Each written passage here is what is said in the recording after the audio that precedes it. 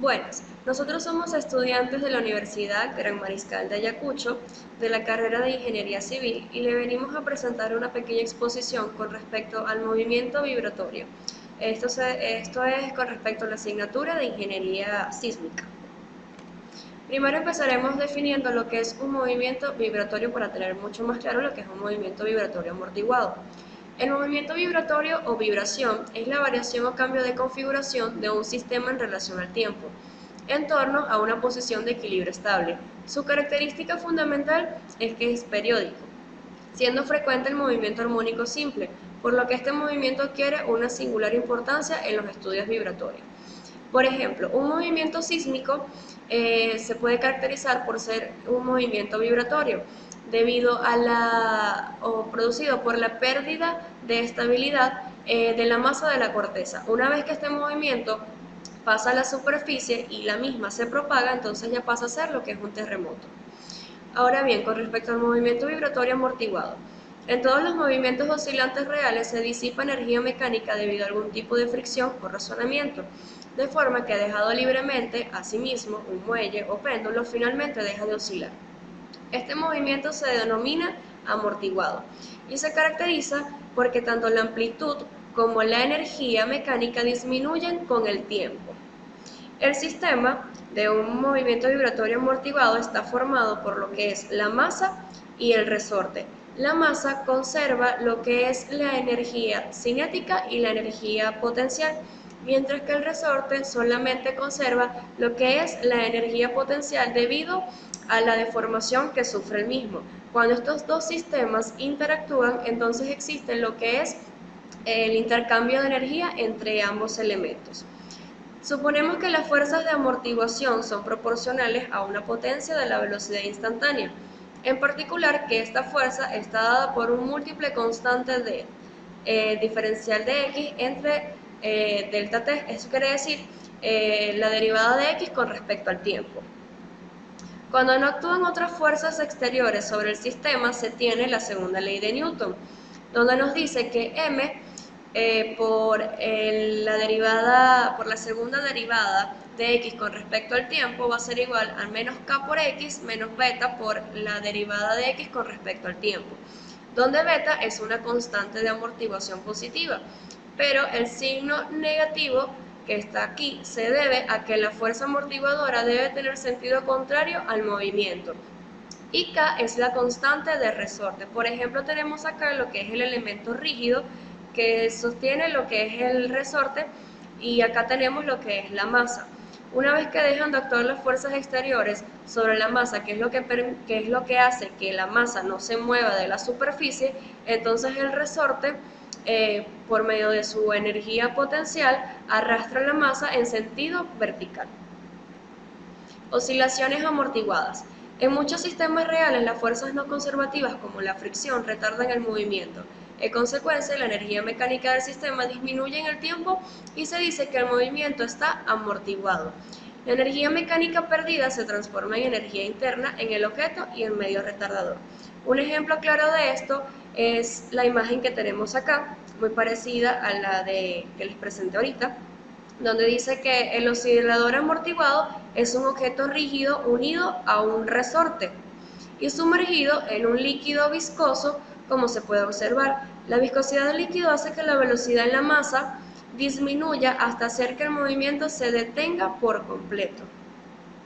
Cuando se habla de movimiento con oscilaciones amortiguadas, se puede clasificar en tres casos, los cuales dependen de la relación que existe entre el objeto oscilador y el medio en que lo oscila. Estos son movimiento sobreamortiguado, que es V, entre dos veces la masa mayor a W0. El movimiento subamortiguado, que es V sobre dos veces la masa menor a W0. Y el movimiento críticamente amortiguado, que es V sobre dos veces la masa igual a W0. En esta gráfica podemos observar los tipos de movimiento con oscilaciones amortiguadas, donde el movimiento sobreamortiguado es esta raya o pendiente que tenemos acá. El movimiento subamortiguado es la que se encuentra en azul, que corta lo que es el plano del tiempo. Y el movimiento críticamente amortiguado es la que tenemos en color rojo. En la gráfica se puede observar la posición como función de tiempo para un objeto que oscila en presencia de una fuerza restauradora, que es esta gráfica que tenemos acá. Cuando la fuerza retardadora es pequeña, el carácter oscilatorio, que es esto de acá, es decir, del sistema se conserva, pero la amplitud disminuye en el tiempo con el resultado de que al final el movimiento cesa. Esta es por ejemplo, la oscilación y va cesando, va cesando, va cesando hasta llegar a su punto cero. El movimiento vibratorio subamortiguado. Para un movimiento con una constante de resorte y masa de objeto determinadas, las oscilaciones se amortiguan más rápidamente para valores más grandes de la fuerza retardadora. Cuando la magnitud de la fuerza retardadora es pequeña, tal que V es V entre 2 veces la masa menor a W0, se dice que el sistema está subamortiguado. Si estudiamos el sistema mostrado en la figura, que es esta que está acá, y el valor de la constante de amortiguamiento es pequeño comparado a la constante de resorte, entonces el sistema está subamortiguado y sus raíces son complejas. El amortiguamiento débil nos dice que cuando la fuerza disipativa es pequeña en comparación con la fuerza de restitución, el carácter oscilatorio del movimiento se conserva, pero la amplitud de la vibración disminuye con el tiempo y finalmente el movimiento cesará. Este sistema se conoce como oscilador subamortiguado. En el movimiento con una constante de resorte y una partícula masiva dadas, las oscilaciones se amortiguan con más rapidez a medida que el valor máximo de la fuerza disipativa tiende al valor máximo de la fuerza de restitución.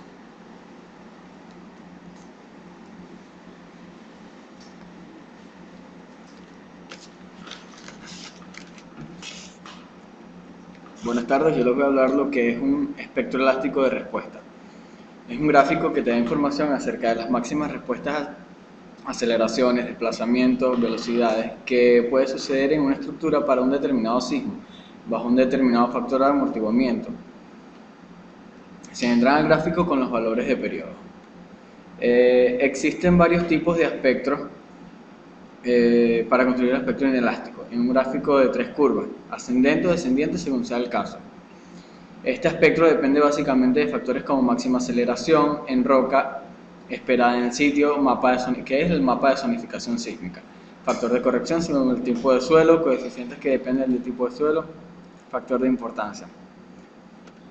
Ahora, tipos de espectros de respuesta según la reacción que se quiera comparar. Existen diferentes tipos de espectros según la reacción. Espectro de respuesta de velocidad, de respuesta de deformación. El más habitual en cálculo sísmico es el espectro elástico de respuesta que relaciona la aceleración. Se denomina respuesta ya que lo que mide es como lo que responde la estructura a las acciones que se le inducen desde el exterior. Cuando la base de un edificio entra en vibración, esta se transmite a su estructura, que también comienza a vibrar. En un sistema completamente rígido, la vibración del edificio sería exactamente la misma de la de su base. Sin embargo, como las estructuras tienen siempre una cierta elasticidad, la vibración no es la misma, y tanto el periodo de vibración como la aceleración de base y estructura son diferentes. El espectro elástico de respuesta muestra la aceleración máxima absoluta de la vibración de la estructura. Tiene por lo tanto unidades de aceleración. El espectro depende de dos factores: la aceleración de la vibración a la que somete la base, aunque la vibración de base y estructura sean diferentes, no son independientes, sino que el aumento de una implica el aumento de la otra, generalmente de forma lineal. Esto hace que en muchas ocasiones el espectro elástico de respuesta no sea mostrado con una aceleración, sino como el coeficiente entre el espectro de respuesta en sí y la aceleración de la base. También el periodo de oscilación de la estructura, un periodo muy corto indica una estructura muy rígida, por lo que en periodos muy cortos el espectro elástico de respuesta es muy parecido a la vibración de la base. En periodos muy largos la vibración es mucho más lenta que la del suelo, por lo que la estructura se independiza y el espectro elástico de respuesta es muy reducido. Los mayores valores se dan en periodos de oscilación intermedios en entornos a 0,3 o 0,6 segundos. Existen otros valores que también afectan en menor grado, como pueden ser el tipo de suelo sobre el que está vibrando la estructura o su índice de amortiguamiento. Ahora, Vemos acá una gráfica de cómo se grafican los espectros elásticos, pero ¿cómo se preguntarán cómo se estudia? Bueno, se llega analíticamente a este gráfico o a las fórmulas de las normas, se darán cuenta que por un valor muy significante en el espectro de la aceleración del sitio, para llegar al espectro que conocemos se analizan muchos registros, que son los acelerogramas, de posibles sismos que pueden acontecer en el sitio. Y luego esos registros son tratados en un procedimiento matemático y se transforman cada sismo en una curva parecida, como vemos acá, a la conocida por nosotros. Estas curvas se promedian y se obtienen curvas con las que finalmente trabajamos. El espectro de respuesta utilizado, que es el inelástico en este caso, nos da las máximas respuestas a las que pueden ser sometidas una estructura dependiendo del periodo de la misma. Si el periodo de la estructura coincide, si el periodo de la estructura coincide con las máximas respuestas del espectro, entonces se estaría dando el efecto de resonancia. El análisis espectral te da como resultado las máximas respuestas a las que puede ser sometida una estructura. Acá vemos otros ejemplos. Gracias.